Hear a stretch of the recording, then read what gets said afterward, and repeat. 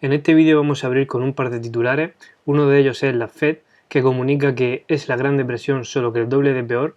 La Fed teme que el coronavirus cause una caída del PIB en Estados Unidos 2 veces mayor que la de la Gran Depresión. Y como si seguimos leyendo podemos ver que en el peor momento de la Gran Depresión, entre 1929 y 1933, el PIB de Estados Unidos cayó un 30%. Ahora la Reserva Federal teme que el PIB de la primera potencia mundial se hunda hasta un 50% por el coronavirus. Esto ya no lo digo yo, sino que lo dice la Fed, ya no lo decimos nosotros. Por otro lado, tenemos automáticamente después de esto, la Fed comprará activos de forma ilimitada para hacer frente al impacto del coronavirus. Prácticamente tenemos que estar siguiendo las noticias de los bancos centrales porque están publicando medidas de estímulo incesantemente para intentar gestionar todo esto que está pasando. Con esto que va a hacer hay que tener en cuenta que parece que lo que se intenta evitar a toda costa es el credit crunch que comentábamos en anteriores vídeos. Básicamente están diciendo a las empresas que van a comprarlo todo, de tal forma que no se produzca un problema serio de impago. Por lo tanto, ya creo que nadie duda que el mundo entrará en una profunda recesión este año, pero las medidas de estímulo realmente son históricas. Encontramos que el ministro alemán cree que la economía alemana se contraerá un 5% este año. Goldman Sachs espera una contracción del 24% en la economía estadounidense en el segundo trimestre del año. Morgan Stanley incluso espera algo peor, espera un 30% de contracción en la economía estadounidense en el segundo trimestre de este año. Y al frente de este panorama, básicamente mires donde mires, todos los bancos centrales, la Fed, el BCE, el BOJ, básicamente todos aprueban programas de compra de deuda históricos tras bajar los tipos al entorno del 0%. La Fed nos comunicaba que iba a realizar un QE sin límites, es decir, va a comprar todo lo que haga falta para mantener los tipos a niveles históricamente bajos y evitar ese credit crunch en toda la curva. El BCE, el Banco Central Europeo, inyecta 750 mil millones de euros en deuda soberana y corporativa, además de los 120.000 millones de euros mensuales hasta fin de año. El BOE 200.000 millones de libras en deuda soberana y 115.000 millones de dólares para dar liquidez a las pymes. Y la realidad es que mires por donde mires, se está realizando muchísima inyección de estos estímulos y además se anuncian paquetes fiscales en muchos países, siendo especialmente importante el de Estados Unidos durante el fin de semana. Republicanos y demócratas no se pusieron de acuerdo en cómo gastar los casi 2 trillones de dólares en ayuda por el coronavirus, pero no creo que tarden mucho en ponerse de acuerdo, la verdad. Esperemos que hoy o próximamente alcancen algún acuerdo. En Europa se exime a los países de cumplir el Pacto de Estabilidad Presupuestaria, dejando abierta la posibilidad de anunciar paquetes de estímulo fiscal extraordinarios, es decir, no se le pone techo al límite de deuda en ningún país. Por ello, los 200.000 millones aprobados por el gobierno, por ejemplo, en el caso de España, o los 750 billones de Alemania. Por otro lado, empezamos a ver acercamientos entre la OPEP y Estados Unidos que podrían comenzar a dialogar sobre una posible intervención en el mercado del petróleo tras el desencuentro entre la OPEP y Rusia. Lo cierto es que cuando uno tiene en cuenta todo este tipo de medidas, puede ir pensando que el rebote que puede producirse en las bolsas pronto, que realmente esperamos que se produzca, pero si tenemos en cuenta que nos esperan unos meses de parón económico y que empezaremos a ver cifras realmente malas en el crecimiento mundial, pensaría, al menos desde mi punto de vista, que cualquier rebote que pueda producirse se trataría más de una oportunidad de venta que de compra, como ya hemos comentado en anteriores vídeos. Por lo tanto, considero interesante que podemos echar un vistazo a cómo se encuentra la situación en los diferentes índices. Si os parece bien, vamos a empezar, por ejemplo, por el S&P 500. Esta es la situación que tenemos actualmente. Y como vemos, el desplome es realmente brutal.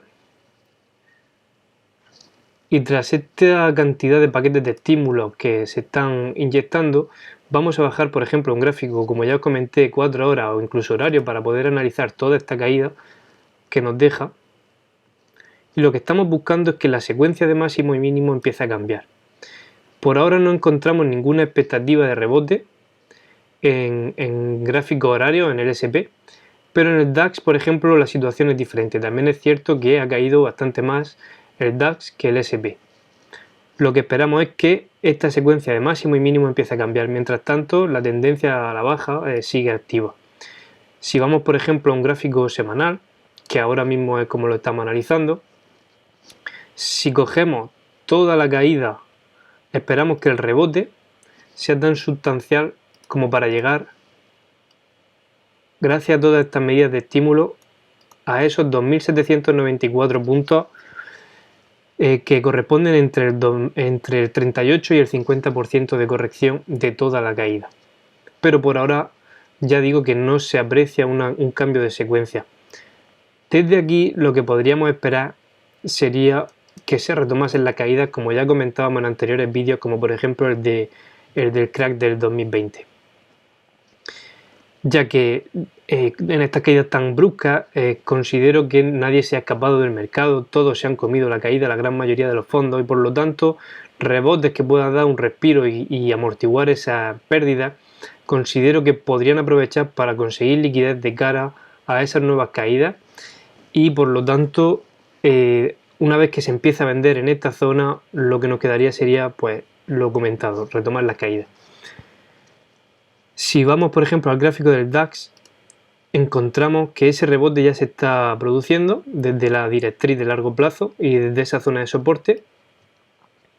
Si bajamos, por ejemplo, estamos en gráficos semanales y bajamos a gráficos diarios, podemos ver la secuencia de ese rebote.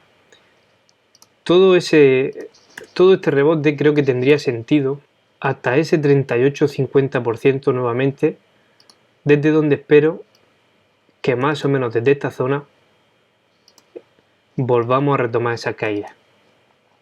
En torno a los 10.692 puntos más o menos podríamos rebotar.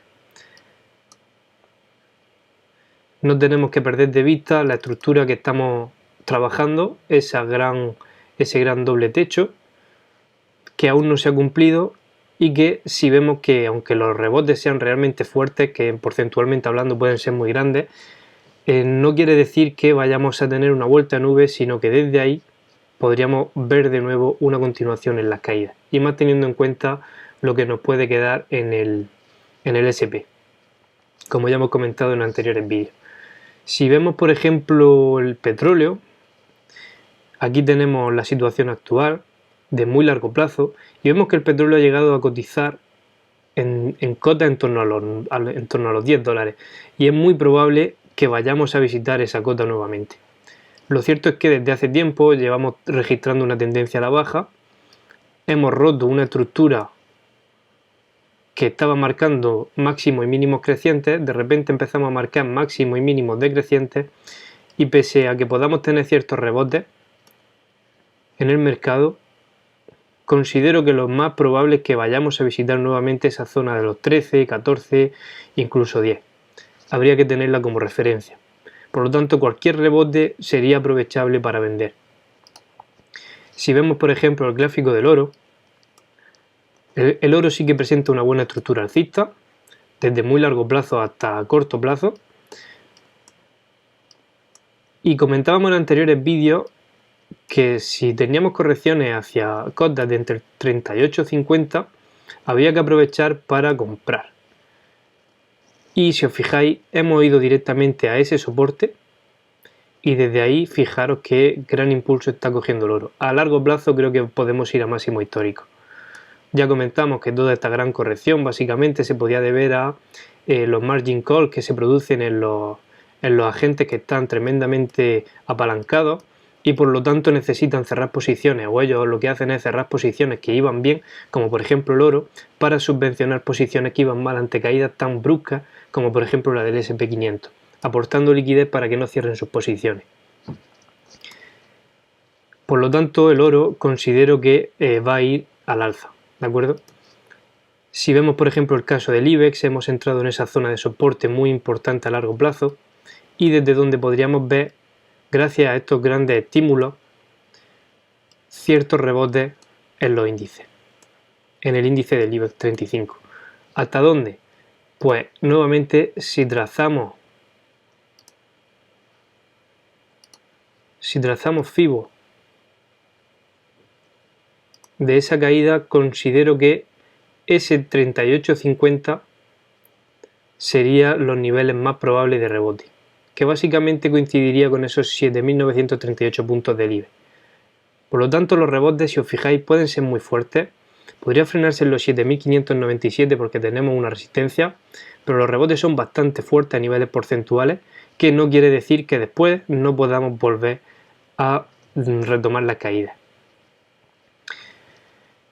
Ahora bien, si tenemos que tener en cuenta que nos estamos enfrentando a una situación realmente complicada e histórica. En este tipo de situaciones, lo que resulta realmente complicado de predecir es si los bancos centrales serán capaces de controlar por completo la economía, inyectando liquidez y comprando deuda de una forma ilimitada y por lo tanto sustituir a lo que en toda carrera económica se estudia, que es la ley de la oferta y la demanda constituida por los agentes económicos que participan en esta economía, lo que llamamos el mercado, tuyo y el resto de las personas en su conjunto. Básicamente tendremos que ver si los bancos centrales son realmente capaces de comprarlo todo, abasteciendo de compra incluso a la propia bolsa, como ya sucede en algunos modelos económicos como Japón.